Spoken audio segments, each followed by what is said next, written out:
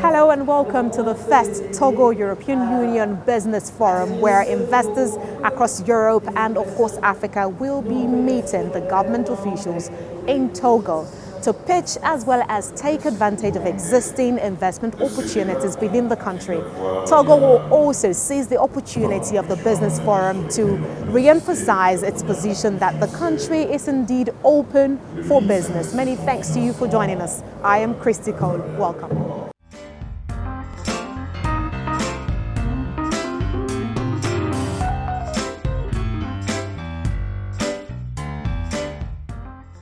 The Togo European Union Economic Forum, themed Le Rendezvous des Opportunités, which means the meeting place of opportunities, was organized to attract and solidify investments in the Francophone country. President of Togo, Faure Gnassingbé, declared the meeting open by welcoming the delegates and restated the country's partnership with the European Union.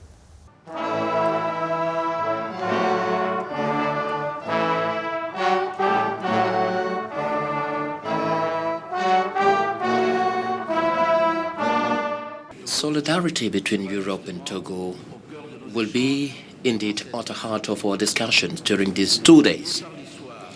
Linked by history and united by our common desire to put cooperation at the service of our respective objectives. Today we mark, through this forum, the extra mile into this era of renewal and progress. European Union has a long-standing partnership with Africa. It is the biggest investor in Africa, the biggest trading partner, and the biggest donor. We also share universal values. The forum, which is a first of its kind, saw more than 1,000 participants, and funds were mobilized for over 141 bankable projects. I think that is a very important forum because Togo has a long-term relationship with European Union, and as the government of Togo is in the process of launching some action that are based on the national development plan, it was important to have here people coming from Europe and Togolese to talk together to see how they can work to have some action implemented in the National Development Plan. This event is a landmark because it's the first economic forum between Togo and the entire European Union. Today we have the honor to welcome 28 countries in one go. We were expecting 400 delegates. We are well above 800, which for us is already a landmark. What is the purpose of such an event? We want to increase the profile of Togo, a small country within West Africa. On the 4th of March 2019, the Togolese government launched the National Development Plan. The plan sets strategic goals for economic and social development, but also for growth over the 2018 to 2020 period. It revolves around 3 axes. The first, which aims to create a top-class logistics hub and business center of reference in the region. The second, which targets developing poles of agricultural processing, manufacturing and mining. And the third, to consolidate social development and boost inclusion mechanisms. This is a plan which is meant to really develop the country under a paradigm vision. The idea is for this time to bring the private sector, not only the domestic private sector, but also the international one, to participate in this development plan at the level of 65%, leaving only 35% for the public sector. The President, His Excellency, has recognized that until now, the way development of the country was conducted didn't produce the fruit expected because it was too heavily dependent on the public sector. pour ce fonds-là, nous cherchons que la majeure partie... We are looking that in this plan, most of the investment comes from the private sector, because the private sector is the engine of the growth. And when I say the private sectors, it means the national and the international private sectors. So we are looking for the private sector to invest in the plan until at least 65%. With the National Development Plan, authorities plan to create an estimated 500,000 jobs by the year 2022 and achieve a GDP growth of 7.6%. To implement it, the country wants to attract 3,000 billion CFA francs from the private sector alone, out of a total of 4,622 billion CFA francs needed. Things have actually changed. You don't really now deal with government to government. You know, what drives the engine of growth is private sector. Francophone Africa is evolving, becoming a bit more business friendly, which was more a privilege of the English-speaking part of Africa, because our tradition in French-speaking Africa was more orientated around the state, the government, the government initiatives, with less of a tradition of the private sector leading the growth. And this has dramatically changed in favor of the private sector, I would say, in the last 10 years. On this high-level roundtable themed Promoting Inclusive, Sustainable and Balanced Development of Togo, experts gathered to discuss ways to accelerate economic growth in Togo. In many cases, financial resources are there, but still there is an issue that they have to go where they are needed. Is the system functioning well at the local level? How do you perceive the financing of initiatives, African initiatives, in the continent? One of the biggest challenges that we have is actually lack of domestic banks. You have international banks opening branches. It is a bit difficult for them to assist the local entrepreneurs. That same perceived risk is still there. Okay, there's nothing that does not have a risk. So the question of risk is also coming here, and how can we actually access this and assess these risk issues? So the most important message is it's not a problem of money. It's a question of having the good policies, not about talking about opportunities. The high-level roundtable also proffered solutions to developing the continent's economic potential. It's obvious that the solution needs to come from Africa, and it's obvious that the solution needs to use all the energies that exist in Africa in entrepreneurial terms, but also in skills that can be developed, thanks also to the young age that allow people to run faster. So, under your point of view, looking from the private sector, what needs to be reformed? When you look at it today, the highest growing economies today, out of 10, 6 are in Africa. That's number one. Number two, despite the slowness in terms of growth, you can see, first of all, Togo has about 6% growth in their own economy since 2008, and they've been able to sustain that. They actually could do more. In Africa, we have average of about 5% growth. The only one that is much more than Africa is Southern Asia, with about 6 to 7% growth. So the opportunities here, when you look at it, you can read all sorts. I can stay here and be telling you what and what, but I'm sure you have all read about Africa. So there's quite a lot that we can actually do here in Africa. You are right. But for Togo now, when you look at it, they need to face agriculture. They need to face agriculture. They need to face agriculture. Why I say so? Because they have the land, they have the climate, they have the water. All whatever they can produce here, they can take it around the other. Even the ECOWAS market is enough. It's about 315 million population. So really, they don't really need to go too far. Their market is here. But this thing has to be a partnership between government and private sector.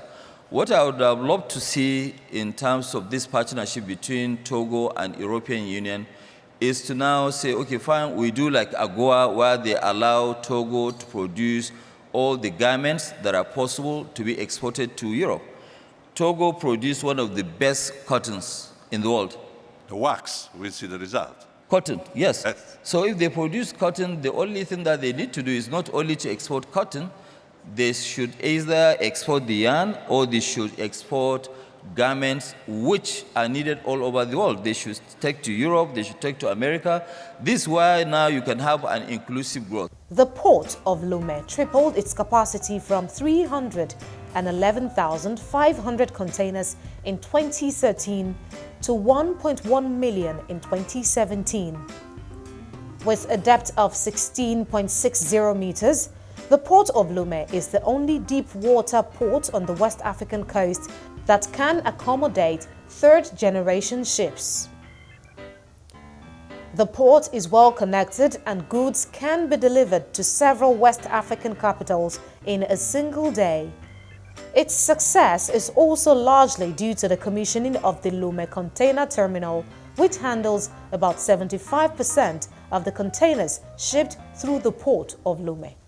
The largest markets are in Europe and in North America. We need access to the market.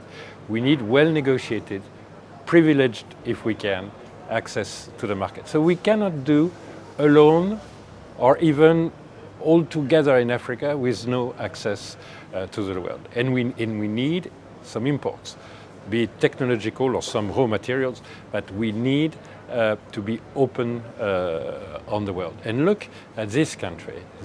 The harbor, the port of Lomé, has become the largest port in Africa, ahead of Durban, ahead of Akpakpa, ahead of Abidjan or Dakar, ahead of Port Said for the containers. And the containers is the growing part of the market. It has been an immense effort of investment, of having the proper environment and ecosystem, but they succeeded to do that. A harbor, efficient harbor, means I'm able to import what I need, my population absolutely need, and to access to the market, which is essential for job creation.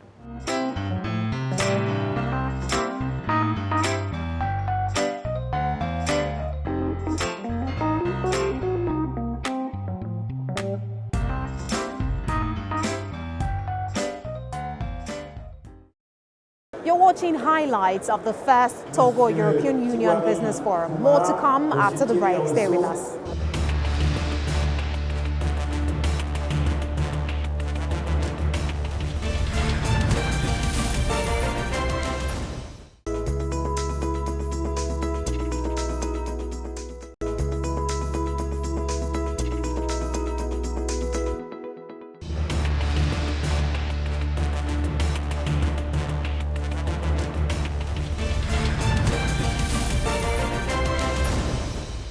You're watching CNBC Africa's highlights of the Togo European Union Forum from Lomé, the capital. Now, following conversations on deepening markets across Africa, access to finance, widening the tax base, exhibitions, the Togolese government also sealed its membership with the OECD with an agreement.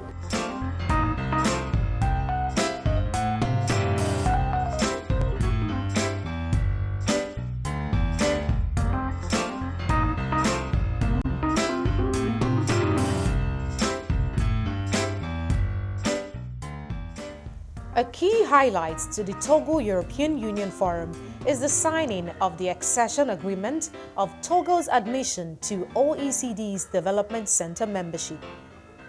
Togo's Finance Minister Sani Yaya signed the letter of adhesion to Togo to the Development Center of the Organization for Economic Cooperation and Development, OECD.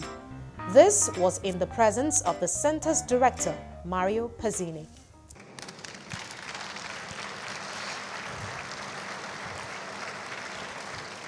When institutions like the OECD gives you their agreement, This is an open door to the international community because you can go in the OECD like that. There were conditions. It means that a lot of conditions have been fulfilled.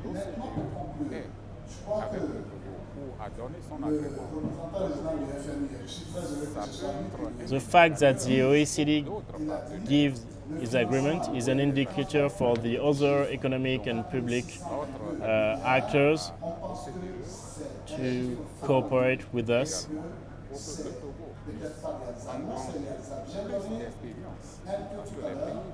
And it gives the opportunity to the Togolese states to gain more experience from the other OECD members.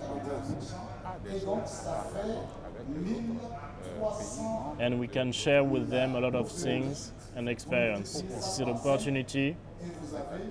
The OECD admission is an opportunity. The signing comes some weeks after a Togolese delegation led by the Minister of Grassroots Development, Victoire Tomega-Dobe, attended the meeting of the OECD Development Center's Steering Committee in Paris between the 21st and 23rd of May. The OECD's Development Center is an independent forum for information sharing and dialogue. Through it, the institution's member states can collaborate easily. Eh bien, l'histoire de l'OCDE, l'Organisation de la Coopération. The history of the OECD goes back to after World War II, when Europe was totally destroyed. In order not to make the mistakes what happened before World War I and World War II, the European leaders realized that the best thing to do in order to sustain peace is to encourage cooperation and construction. It's from this that OECD was born.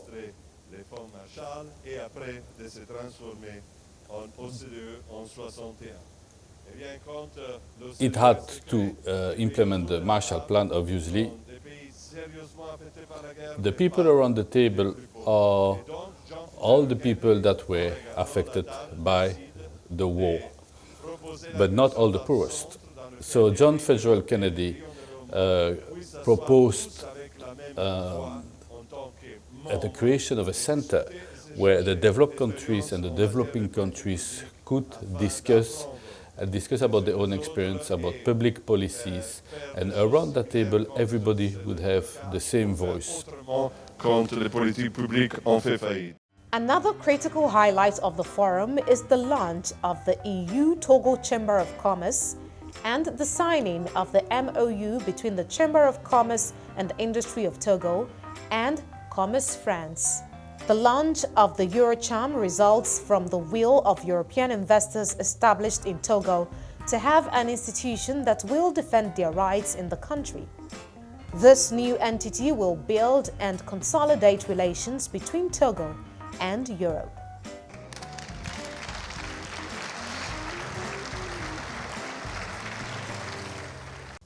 Access to finance and credit remains a major challenge in the industrialization of Africa. On this panel, finance experts analyzed the obstacles that hinder the development of investments and trade and highlighted the financing opportunities in Togo. How to use the port of Lomé, which is such a success, on which nobody would have bet 10 years ago.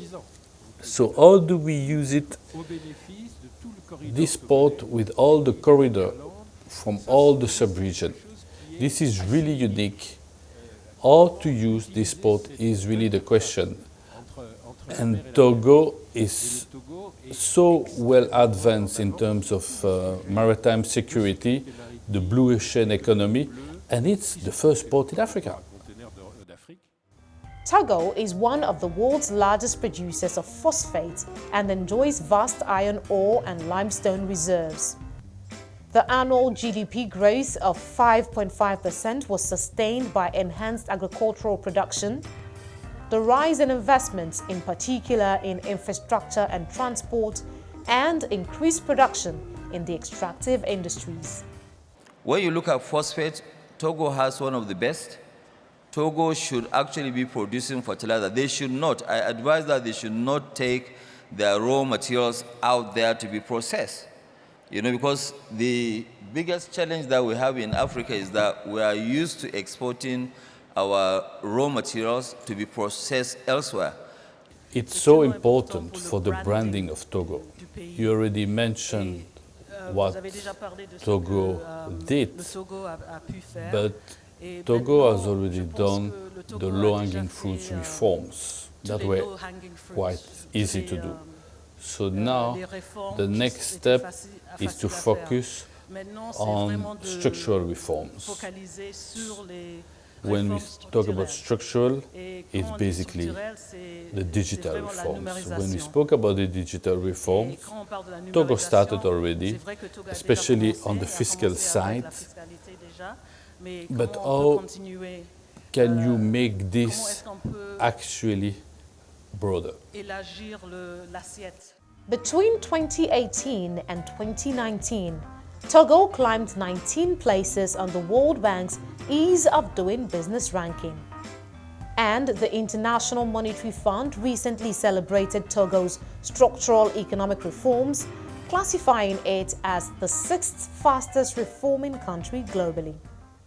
An investment hub and financial hub which Togo is and can become needs to be able to have companies within the country that are actually ready to take risk.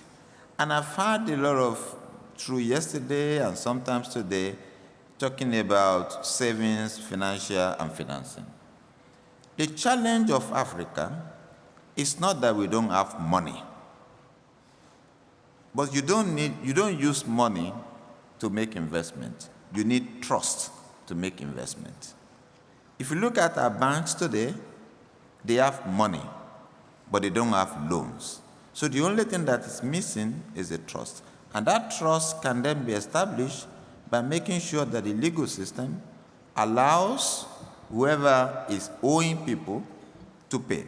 And I've said that a couple of times, and it's not a major problem in Togo, but it's a major problem in the continent. We lack the trust that converts individual savings into investment opportunity.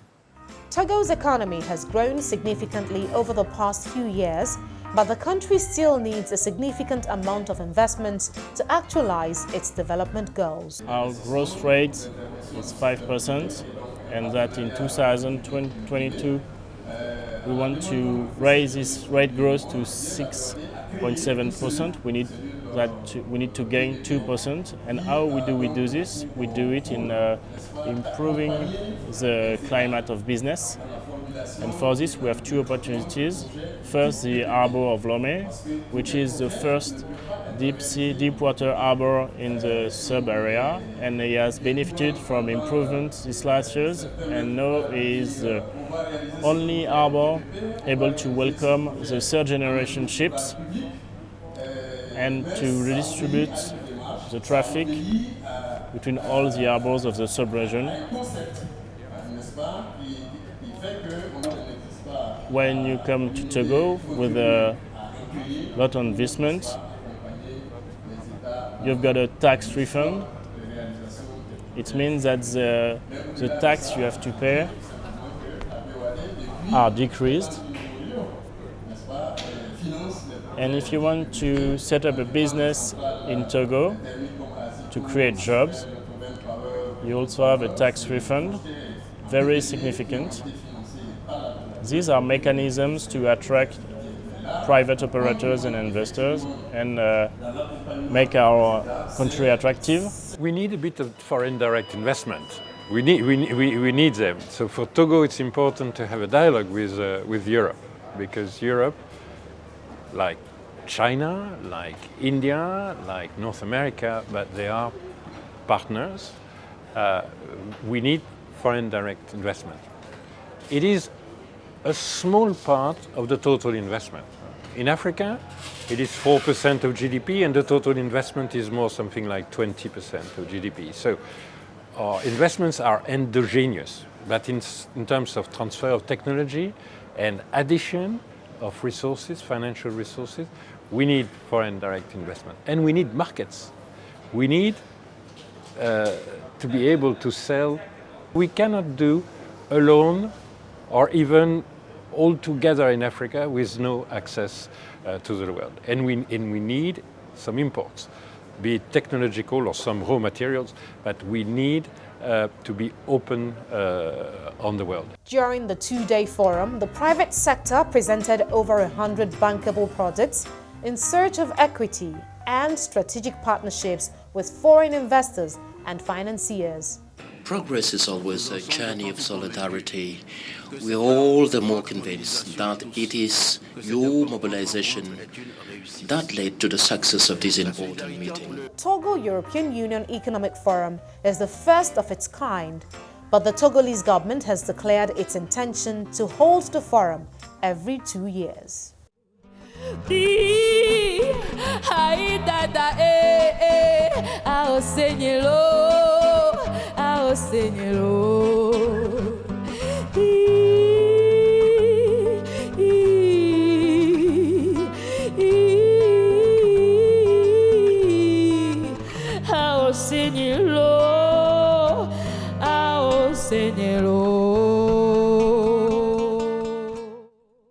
Two days of an estimated 400 participants from the public sector to the private sector across the European Union and of course Africa, talking partnerships and investment opportunities in Togo, bring to a close the maiden edition of the Togo European Union Forum. You have been watching CNBC Africa's highlights of the event. Many thanks to you for watching. I am CHRISTY.